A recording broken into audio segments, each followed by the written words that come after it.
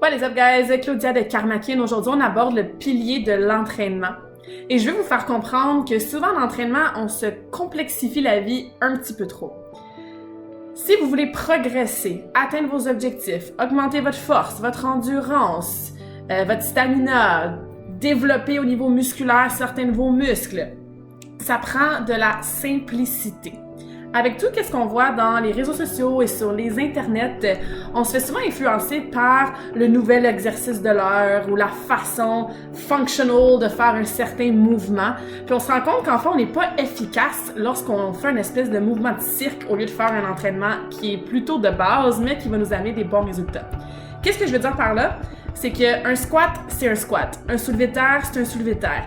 Tirer quelque chose, pousser quelque chose, c'est tous des éléments, des fonctions, des mouvements de base qui vont pas changer d'ici 1000, 2000, 3000, 1 million d'années, si on est encore en vie.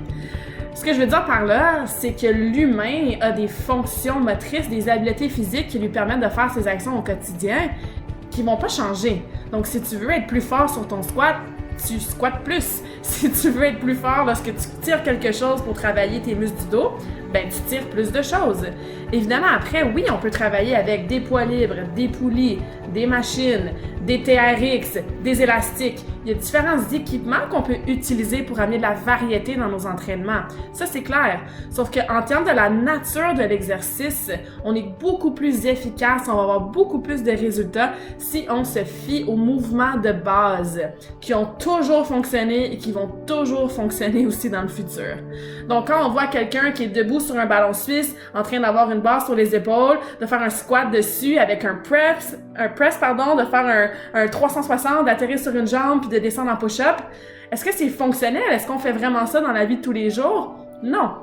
Fait qu'il faut faire attention avec toujours chercher à savoir c'est quoi le nouvel exercice de l'heure, qu'est-ce qui a l'air vraiment hot sur les réseaux sociaux. Tu risques de te faire mal, tu risques de pas t'entraîner efficacement, tu risques de prendre plus de temps à atteindre tes objectifs aussi. Donc, bref, le but de cette capsule-là, c'est vraiment de vous rappeler que les mouvements de base fonctionnent et ce qu'il faut faire, c'est s'assurer d'amener une progression sur certaines des composantes de notre programme. Qu'est-ce que je veux dire par là? Ton nombre de séries, ton nombre de répétitions, ton tempo, ton temps de repos, le nombre d'exercices dans ton programme, le nombre de fois que tu fais ton programme durant ta semaine et dans ton mois.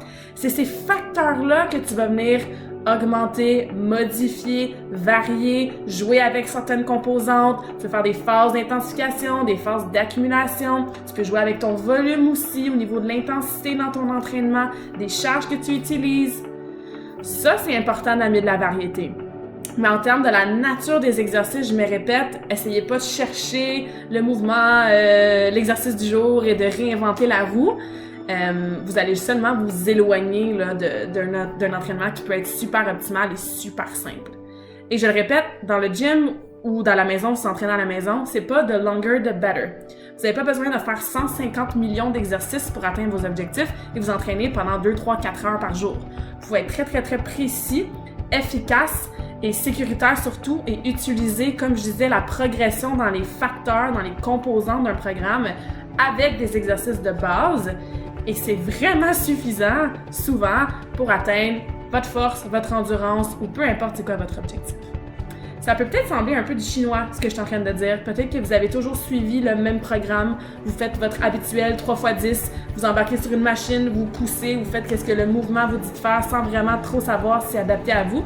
C'est normal. C'est mieux de bouger que de pas bouger, donc félicitations, c'est ce que vous faites. Par contre, s'il est temps pour vous d'aller un step plus haut, pour aller chercher ces composantes-là différentes et pour comprendre un petit peu plus sans se compliquer la vie, comment tu peux booster ton entraînement, fais-moi signe, karmakin.ca. Première consultation est toujours gratuite. Ça va me faire plaisir de discuter avec toi d'un plan d'entraînement qui va être simple, mais qui va t'amener des résultats pour toi.